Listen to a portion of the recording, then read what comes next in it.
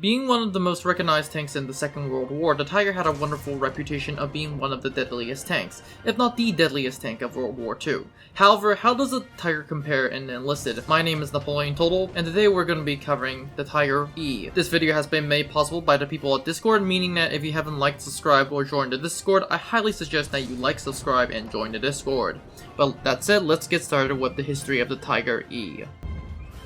When Germany launched Operation Barbarossa, the invasion of the Soviet Union, on the 22nd of June 1941, the Germans were shocked to encounter large numbers of T-34 and KV-1 heavy tanks, which were resistant to enemy tank and anti-tank guns. According to the Heinkel designer Erwin Anders, there was a great consideration when it was discovered that the Soviet tanks were superior to anything available to the Heer obviously being the German army. Therefore, a new tank was ordered to be designed, with due dates for the new prototype being set up for the 20th of April 1942, which was Adolf Hitler's 53rd birthday. Unlike the Panther tank, the design did not incorporate slope armor. Porsche Heinkel submitted prototype design, each making use of the Krupp design turret. These were demonstrated in Rheinsberg in front of Hitler. The Heinkel design was accepted primarily because the Porsche version used a troubled petrol-electric transmission suspension engine which needed huge quantities of copper from manufacturer for its electric drivetrain components, a strategic war material in which Germany had limited supplies and therefore needed no further complications in logistics.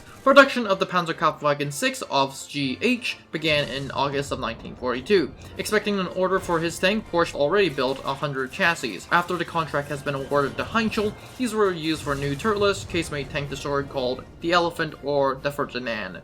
The 91 hulls were converted into Panzerjäger Tiger Ps in early 1943. The Tiger was still at the prototype stage when it was hurried into service, and therefore changes both large and small were made throughout the production run. A redesigned turret with a lower cupola was the most significant change to cut costs, and river fording submission capability and an extra interior air filtration system was adopted. The Tiger differed from earlier German tank principally in its design philosophy. Its predecessor balanced mobility, armor, and firepower, and sometimes were outgunned by their opponents. While heavy, this tank was not slower than the best of its opponents. However, at 50 tons dead weight, the suspension, gearbox, and other such items had clearly reached their design limits, and breakdowns were frequent if regular maintenance were not undertaken. Although the general design and layout were broadly similar to previous medium tanks, the Panzer IV, the Tiger weighed twice as much. This was due to substantially thicker armor, the larger main gun, a great volume of fuel and ammunition storage, larger engine, and more solidly built transmission and suspension. With some of those characteristics already being stated, let's move on to characteristics.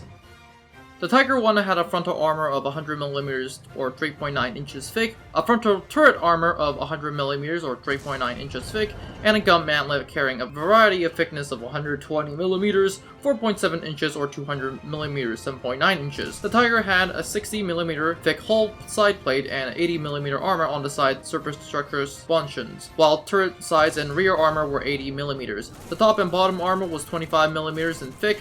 From March 1944, the turret roof was thickened to 40mm. Armor plates were mostly flat with interlocking construction. This flat construction encouraged angling the turret's hull roughly about 30 or 45 degrees when firing in order to increase effective relative thickness. The armor joints were of high quality, being stepped and wielded rather than riveted, making more marine steel. The Tiger I armor overall was the highest quality available for production to Heinkel and Germany at the time. The long 56mm long 8.8 gun was chosen for the Tiger. A combination of flat trajectory from the muzzle and a precision from the TZF-9B sight, later replaced by the TZF-9C, made it very accurate. During the British wartime firing trials, 5 successful hits were scored by 400 and 460mm, 16 to 18 inches target at a range of 1,100 meters, or 3,600 feet. Compared to the other contemporary German guns, the 8.8 had a superior penetration to the 7.5 on the Stug 3, the Panzer IV, but inferior to the 7.5 on the Panther. At greater ranges, the 8.8 was superior in penetration and accuracy. The gun took around 10 seconds to reload. The rear of the tank had an engine compartment flanked by 2 separate rear compartments, each containing a fuel tank and a radiator. The Germans had not developed an adequate diesel engine, so petrol, gasoline, power plant house had to be used instead. The original engine utilized was a 21.35 liter 12-cylinder Maybach HL210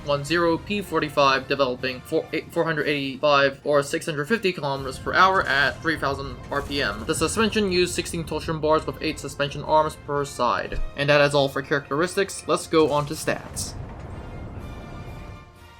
In terms of statistics, the Tiger E had an 88mm cannon with 92 rounds, a 7.92 MG34 machine gun of 4,350 rounds, has a maximum speed of 44.87 kilometers per hour, frontal armor 102, side armor of 82, back armor of 82, and bottom armor of 26, turret armor of 82 on the side, 65 on the back, and 80 on the top. Engine power is 595 kilometers at 3,000 RPM and has a weight of 57.3 tons.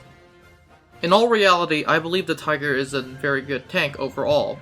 Its 88mm gun can almost one-shot every enemy tank, with the exception of some Soviet high-tier tanks, most notably the IS. That said, most tanks you're going to come across, you're just going to one-shot, and in custom matches, this thing is going to be a very terrifying aspect. That said, there are some tanks that can penetrate it, especially some of the T-34 DTs can definitely one-shot you if they know where to aim. That said, some American tanks cannot penetrate you no matter where you go, frontally at least. That said, this tank is once again a very good tank, although I'm gonna admit, when I first got the tank I thought I was invincible and I ended up dying. So what you need to do is to make sure that you're just playing any other tank and not act like this is the Tiger, because if you act like this is the Tiger, it's gonna get you killed. In other words, do not rely on the armor too much, because it can sometimes backfire. But that said, this is the Tiger. Have a great day, guys. Don't forget to like, subscribe, and join the Discord, and I'll see you in the next one.